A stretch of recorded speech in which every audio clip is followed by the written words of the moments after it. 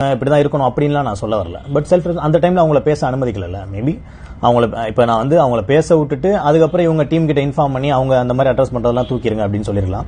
But Manimekalai இதையும் சொல்லியிருக்காங்க, நான் டீம் கிட்ட நான் நிறைய வாட்டி சொல்லிட்டேன், பட் வந்து அவங்க கேட்க மாட்டாங்க அப்படின்னு சொல்லும்போது வேற ஒரு ஏன்னா இப்போ வந்து ஒரு கார்பரேட்ல நம்ம எல்லாருமே ஒர்க் பண்ணும்போது ஒரு என்ன சொல்றது ஒரு கொலீக் கிட்ட வந்து பேசும்போது இன்கேஸ் வந்து அவங்களுக்கு அப்படி சொல்ல முடியல எல்லாரும் மாதிரி சொல்லிருக்க வேணாம். தனியா வந்து பிரியங்காவை கூப்பிட்டு, ஏன்னா 2 பேர் ஃப்ரெண்ட்ஸ் தான், கூப்பிட்டு வந்து சொல்லிருக்கலாம் இந்த மாதிரி நீங்க வந்து அந்த மாதிரி சம்மப் பண்றதுல எனக்கு பிடிக்கல, சோ அதை நீங்க பண்ணாதீங்க அப்படின்னு சொன்னா பிரியங்கா இது ஒரு மேட்டரே இல்லை அப்படின்னு சொல்லிட்டு அவங்க பாட்டுக்கு பண்ணிருப்பாங்களோ என்னவோ எனக்கு தெரியல. அது மேபி அவங்க மணிமேகலை சைட்ல இருந்து பண்ணிருக்கலாம் அப்படின்னு தோணுது.